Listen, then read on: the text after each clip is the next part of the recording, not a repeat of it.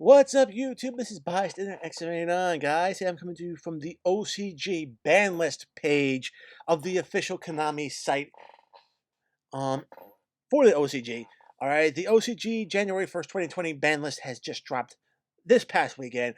All right, I took the weekend to really absorb the list and try to understand what was going on over in the OCG. And I can tell you right now, some of the hits do make sense for the OCG. Others are pretty much catch-up hits for what we're doing, which is kind of a weird reverse, since the TCG was used to being playing catch-up to the OCG. But what I'm gonna get is we're gonna get into the ban list. So moving forward, the first one we see banned is Outer Entity Azeroth. All right, earlier this year we actually had the Phantom Knight Rank Up Magic launch quick play spell banned in place of this card. Um, and to be very honest, yeah, Ancillus is still around, but we only can drop it during our turn, so your opponent can't really respond with quick effects or hand traps when we drop it. All right, not bad. OCG went with the end result instead of going with the quick play spell. Instead, I can understand why they would have done that. I mean, just being able to drop this card and stop your opponent from responding to your plays is not healthy for the game at all. Whether it be doing it on your turn and basically protecting your plays from your opponent's responses, or doing it on your opponent's turn and basically locking them out, it's never healthy. So yeah, they went with the end result instead of the quick play spell. So kudos. All right, and the next thing is that this is another card that we actually banned earlier this year. Topological Lombard Dragon. This card was busted being able to loop cards out of your opponent's hand and basically leave them with nothing. Yeah, not a healthy card to have in the game. It's gone in the OCG, so yeah, not bad. Moving forward, no other bans here. Going to the limits, we see Zodiac Dryad coming back in the OCG. This is something I know some players have been asking for here in the TCG. In my opinion, not enough time has passed in order to power creep this card out of the game. It would be too easy for a Zodiac player to build into Dryden and play Protect the Castle. And part of the protection is going to be Dryden's quick effect popping cards off your opponent's field. I mean, just imagine playing combo decks in this meta with Zodiacs, where Zodiac went first and they have a Dryden on the field, and as well as back row interruption, and they're popping your guards off while you're trying to build and go into your combo plays. It's not a good thing. It isn't a good thing. I don't see this card coming off in the TCG.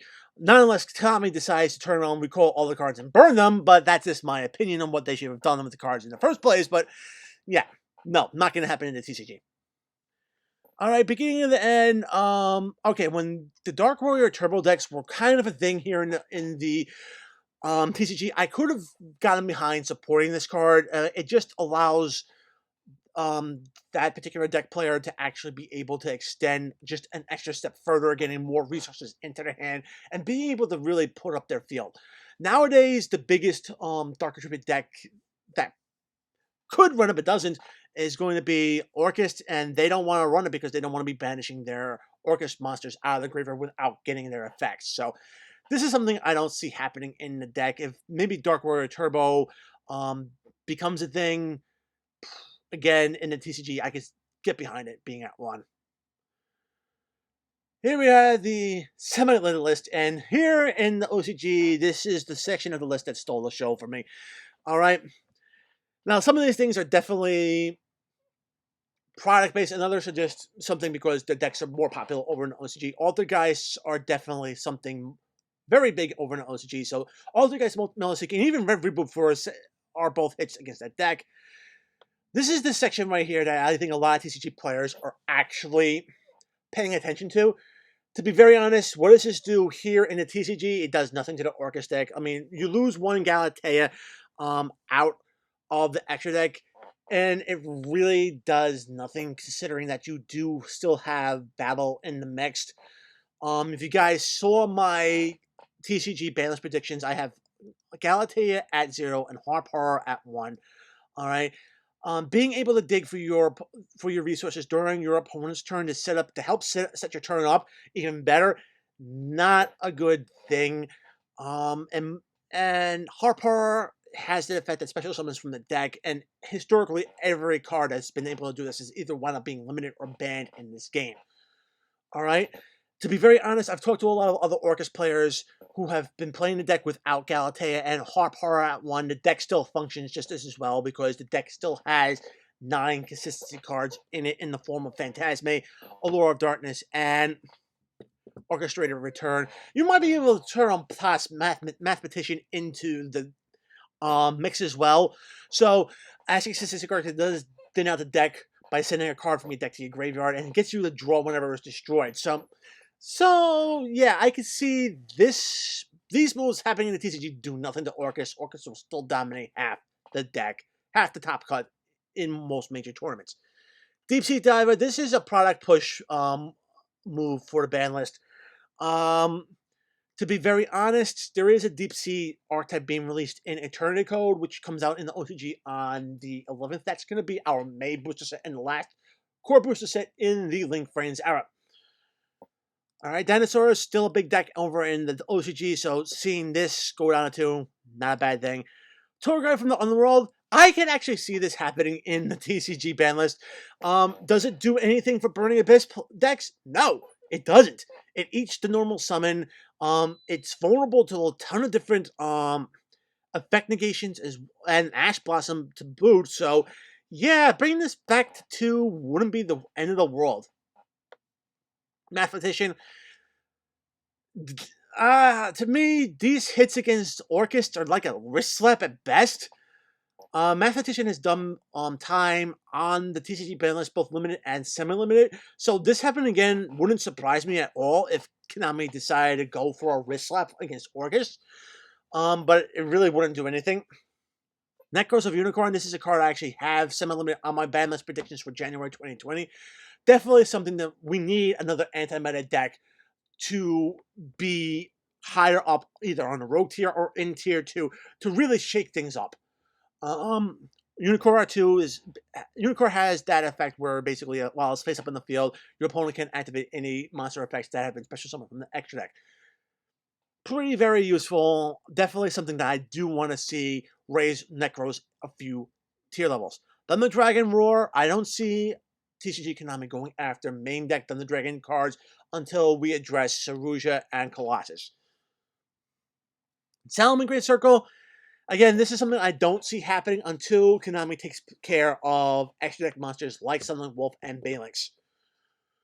Mind Control, we have it at 3 if I remember correctly, so this is the OCG walking off the list. Mecha Modules, this, in my opinion, was a waste of a hit on the OCG list. Putting Mecha Modules at 1 here in the TCG didn't curb the play of the Scotcher deck at all. It's still one of the top meta decks, so yeah. This was a waste of a hit. Allure of Darkness, interesting. Again, a lot of Dark Tribute decks running around over in the OCG, so I can definitely see maybe beginning of the end getting a Blimit and Allure going down to 2. I mean, yeah, that's fine. Again, like I said, Reverie Road is also another Altergeist hit. Moving for the cards that were released from the list, Shadow Mist is now at 3 in the OCG, Mecha Buzz at 3, Kaiju Slumbers at 3, Chainsharks at 3, Racing is at 3, and Draco Face Off is also at 3 in the OCG. So for those players that are playing via OCG rules, you now have 3 Shadow Mists, and Mecha Buzz, and Kaiju Slumbers, and all these cards. Alright? That is the OCG list in a nutshell. Like I said, I'm not too keen on this happening. I don't think the deck has been power corrupted sufficiently. And this having that deck in the meta is just too no. Okay. Guys, those are my opinions on the list. Guys, let me know down in the comment section below what you think of the list and what cards you could see possibly coming down, happening, and translating over here in the TCGs. I'd love to hear your opinions on the matter. All right. Guys, like the video if you want to. If you liked it, subscribe if you want to see more content like this on my channel. Enable notifications so you don't miss any uploads. Check out the description box below. Find the invite link to my Discord server. Join the conversation. We would love to have you. Follow me on Twitter at BiasStandardX79. Guys, if you want to help support my channel, I have now become a TCG Player affiliate. The link is in the description box as well. Use that link to help support the channel when you shop on TCGplayer.com. I have it set up where you could basically just put in a list of cards. and the site will spit out the cards you need, and you can shop for the price of the cards to help your budget and to help and fit your budget. So guys, use it in good health, help support my channel, and guys, as always, until next time, peace.